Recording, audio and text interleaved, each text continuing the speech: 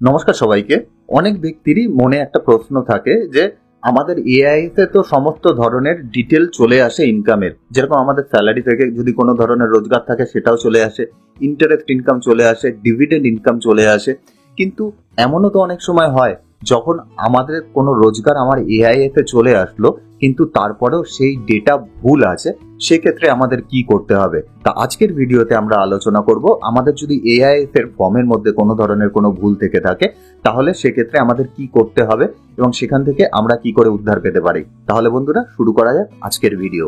প্রথমে বলে রাখি, এখন কিন্তু এআই একটা খুব ইম্পর্টেন্ট ডকুমেন্ট। প্রায় 55 থেকে 60 রকম ইনকাম আছে, যে ইনকাম আমরা এআই তে দেখতে পাই। ম্যাক্সিমাম ক্ষেত্রে দেখতে পাই যদি আমরা কোনো ক্যাশে কোনো ট্রানজাকশন যদি না করি, আমরা যদি ব্যাংকের মাধ্যমে কোনো ট্রানজাকশন করি, সেগুলোর কিন্তু ম্যাক্সিমামই আমরা এআই তে তার রিফ্লেকশন দেখতে পারি যদি সেই ট্রানজাকশন হিউজ পরিমাণে হয়ে থাকে। তা আমরা প্রথমে চলে যাই এআই এর ফর্মের মধ্যে এবং দেখে নিই আমরা কি কি জিনিস এআই এর মধ্যে দেখতে পাই। এআই তে যেতে গেলে আমাদের প্রথমে কিন্তু আমাদের ইনকাম ট্যাক্স পোর্টালে যেতে হবে। ইনকাম ট্যাক্স পোর্টালে যাওয়ার পর আমাদের ইউজার আইডি অর্থাৎ আমাদের প্যান নম্বর বসিয়ে আমাদের লগ ইন করিয়ে নিতে হবে পাসওয়ার্ড দিয়ে। আমরা ইনকাম ট্যাক্স পোর্টালে লগ ইন হয়ে যাওয়ার পর একেবারে ওপরে মিডিলে আমরা এআই বলে একটা অপশন পাচ্ছি। এখানে যদি আমরা ক্লিক করি, তারপরে প্রসিড করব। প্রসিড করার পরে আমাদের কাছে একটা উইন্ডো খুলে আসবে। সেই উইন্ডোর মধ্যে আমরা কিন্তু একটা ইনস্ট্রাকশন দেখতে পাচ্ছি। এর নিচের দিকে আমরা নামলে সেই অ্যানুয়াল ইনফরমেশন স্টেটমেন্ট অর্থাৎ এআইএস সম্পর্কে সমস্ত ইনফরমেশন এখানে কিন্তু দেওয়া রয়েছে। আমরা কি করে এআইএস ডাউনলোড করতে পারবো, টিআইএস ডাউনলোড করতে পারবো। এছাড়া আপনারা যদি অন্য কোনো ধরনের ইনফরমেশন চান সেটাও কিন্তু এই পেজের মধ্যে আপনি পেয়ে যাবেন। এর ডান দিকেই এআইএস বলে একটা অপশন রয়েছে, এখানে ক্লিক করলে আপনি দুটো অপশন পাবেন, টিআইএস আর এআইএস। এবার আপনি যে বছরের এআইএস দেখতে চান সেটা কিন্তু আপনি ওপরে এখানে ফাইন্যান্সিয়াল ইয়ার দেওয়া রয়েছে, এই ফাইন্যান্সিয়াল অনুযায়ী আপনি প্রতি বছরের এআইএস কিন্তু আপনারা দেখতে পাবেন। আমরা এখানে 23-24 ফাইন্যান্সিয়াল ইয়ার চুজ করে নিচ্ছি, কেননা আমরা 23-24 ফাইন্যান্সিয়াল ইয়ারের ডেটা দেখবো। তা এইখানে রয়েছে টিআইএস অর্থাৎ ট্যাক্স পেয়ার ইনফরমেশন সামারি।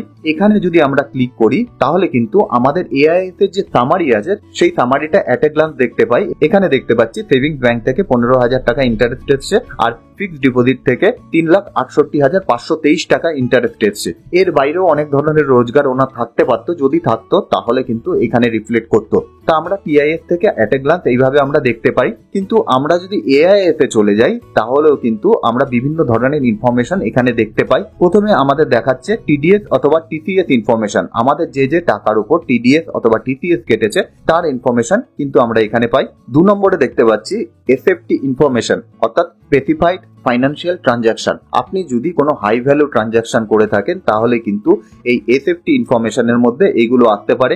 এছাড়াও অন্যান্য যে ইনফরমেশন আছে অর্থাৎ আপনার ব্যাংক ইন্টারেস্ট আমরা দেখতে পাচ্ছি, এগুলো কিন্তু এখানে চলে আসে। এছাড়া আপনি যদি কোনো ফিক্সড ডিপোজিট বড় অ্যামাউন্টের করে থাকেন সেগুলোও কিন্তু এর মধ্যে চলে আসে। এরপরে আপনি যদি কোনো ট্যাক্স পেমেন্ট করে থাকেন তাহলে কিন্তু পেমেন্ট অফ ট্যাক্সের যে ঘর রয়েছে তার মধ্যে চলে আসবে। ডিমান্ড অথবা রিফান্ড যদি থাকে তাহলেও কিন্তু এর পরের ঘরে আমাদের কাছে চলে আসবে। এর বাইরে অন্য কোনো ধরনের যে কোনো ইনফরমেশন থাকলে সেটা কিন্তু এই আদার ইনফরমেশনের মধ্যে চলে আসবে, অর্থাৎ মিসলেনিয়াস যা ইনফরমেশন আছে আদার ইনফরমেশনের মধ্যে আসবে। তা এই হলো আমাদের এআইএস এর মোটামুটি সামারি, আমরা কি করে আমাদের এআইএস দেখতে পারি এবং কি কি ধরনের ইনফরমেশন আমাদের কাছে এসে থাকে। এখন আমরা দেখব যে কোনো একটা ইনফরমেশন যদি আমাদের এআইএস এর মধ্যে ভুল থাকে সেক্ষেত্রে আমাদের কি করতে হবে। আমরা ধরে নিলাম এখানে আমাদের ইন্টারেস্ট ফ্রম ডিপোজিট রয়েছে, এখানে একটা ইনফরমেশন ভুল রয়েছে। তা আমরা প্রথমে সেখানে ক্লিক করে নিলাম। ক্লিক করে নেওয়ার পর এখানে আমাদের কোয়ার্টার ওয়াইজ দেখাচ্ছে কোন কোয়ার্টারে কত টাকা আমরা পেয়েছি। এখান থেকে আমরা যদি ডান দিকে চলে যাই তাহলে কিন্তু অপশনাল বলে একটি অপশন আমরা পাচ্ছি, সেখানে যদি আমরা ক্লিক করি তাহলে ফিডব্যাক টাইপ দেওয়া রয়েছে। এখানে কিন্তু আমরা ইনকাম ট্যাক্সের কাছে একটা ফিডব্যাক জমা করতে পারবো যে আমাদের ইনফরমেশন ঠিক আছে কি নেই। তা আমরা প্রথম ফিডব্যাকটি যদি দেখি তাহলে কিন্তু দেখবো ইনফরমেশন ইজ কারেক্ট, অর্থাৎ আপনার ইনফরমেশন যদি ঠিক থাকে তাহলে আপনি এটা সিলেক্ট করে সাবমিট করে দিতে পারেন। কিন্তু আমরা এখানে ধরে নিচ্ছি আমাদের ইনফরমেশন ভুল আছে, সেক্ষেত্রে কি হবে? সেক্ষেত্রে আমাদের এখানে দেওয়া রয়েছে ইনকাম ইজ নট ট্যাক্সেবল, অর্থাৎ এমনও হতে পারে আপনার কোনো হাই ভ্যালু ট্রানজাকশন হয়েছে, আপনি 2 লাখ টাকা কোনো ট্রানজাকশন করেছেন এবং সেটা এআইএস এ চলে এসেছে কিন্তু আপনার ইনকাম ট্যাক্সেবল নয়, সেক্ষেত্রে কিন্তু আপনি 2 নম্বর অপশনটি চুজ করতে পারেন যে income is not taxable. 3 number information is not fully correct, অর্থাৎ এর মধ্যে কিছু ইনফরমেশন কারেক্ট রয়েছে, কিছু ইনফরমেশন ভুল রয়েছে। আপনি যদি এই অপশনটি চুজ করেন তাহলে কিন্তু দেখতে পাবেন যে এখানে যে অ্যামাউন্টের ঘর রয়েছে সেখানে একটা অ্যামাউন্ট চলে আসছে, আপনাকে এখানে বসাতে হবে যে কত অ্যামাউন্টের পরিমাণ আপনি সঠিক বলে মনে করছেন, সেটা এখানে বসিয়ে আপনি সাবমিট করে দিতে পারেন।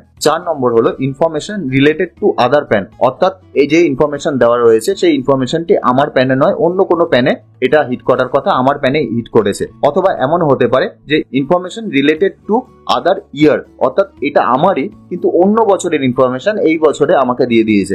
সেক্ষেত্রেও আমরা কিন্তু এই অপশনটি সিলেক্ট করতে পারি। সিলেক্ট করে আমরা এখানে সেলফ না আদার পার্সনের অপশন দিতে পারি। সেলফ দিলে আমাদের প্যান নম্বর চলে আসবে, আর আমরা যদি আদার দিই তাহলে কিন্তু যার প্যানের এটা আছে, হতে পারে আপনার ওয়াইফের কোনো ইন্টারেস্ট ইনকাম রয়েছে, আপনারা জয়েন্ট অ্যাকাউন্টে আছেন বলে আপনার প্যানে এটা হিট করেছে, কিন্তু এটা আপনার ওয়াইফের প্যানে করা উচিত, সেক্ষেত্রে আপনার ওয়াইফের প্যান এখানে দিয়ে দিতে পারেন। এবার সেটা বসিয়ে আপনাদের মধ্যে কি রিলেশনশিপ আছে সেটা আপনারা এখানে বসিয়ে দিতে পারেন। বসিয়ে দিয়ে অ্যামাউন্টের পরিমাণ এখানে দিয়ে আপনি এটাকে সাবমিট করে দিতে পারেন। এরপরে আমরা যেই জিনিসটা পাচ্ছি, information is duplicate including other information. এই ইনফরমেশনটি ডুপ্লিকেট আছে, অর্থাৎ একবার হয়তো এই ইনফরমেশন আপনার কাছে চলে এসেছে, আবার সেই একই ইনফরমেশন আবার এখানে দেখাচ্ছে, এরকমও হতে পারে। আর ইনফরমেশন ইজ ডিনাইড, অর্থাৎ আপনি পুরোপুরি রকম ভাবে ডিনাই করছেন যে এই ইনফরমেশনের কোনো অংশই আপনার সাথে জড়িত নয়, তাহলেও কিন্তু আপনি এটা সিলেক্ট করে সাবমিট করে দিতে পারেন, তাহলেই কিন্তু আপনার কাজ হয়ে যাবে। আমি এখানে সাবমিট করছি না, তার একটাই কারণ, কেননা আমার যে ক্লায়েন্টের ইনফরমেশন রয়েছে সে সমস্ত কিছু সঠিক রয়েছে, সুতরাং এখানে সাবমিট করার কোনো প্রয়োজন নেই। এইবার আরেকটা জিনিস হতে পারে, এর ঠিক উল্টো জিনিস হতে পারে, যেরকম আপনার এআইএ তে দেখাচ্ছে 5 টাকা রোজগার, কিন্তু আপনার অরিজিনালি 6 টাকা রোজগার, অর্থাৎ আপনার এআইএ তে অ্যামাউন্ট কম দেখাচ্ছে। সেক্ষেত্রে কি হবে? সেক্ষেত্রে কিন্তু আপনাদের ঘাবড়ানোর কোনো প্রয়োজন নেই। আপনি যদি ফিডব্যাক জমা না করেন সেক্ষেত্রেও আপনার কোনো অসুবিধা হবে না। আপনার যখন ইনকাম ট্যাক্স ফাইল আপনি করবেন, আপনার যেটা অরিজিনাল রোজগার আছে সেটি আপনি দেখিয়ে দেবেন, অর্থাৎ আপনার ইনকাম ট্যাক্স ফাইলে আপনার অরিজিনাল যে 6 টাকা রোজগার সেই 6 টাকা আপনি দেখিয়ে দেবেন। এআইএস এর থেকে বেশি টাকা আপনার রোজগার দেখালে আপনার কোনো ধরনের কোনো অসুবিধা হবে না।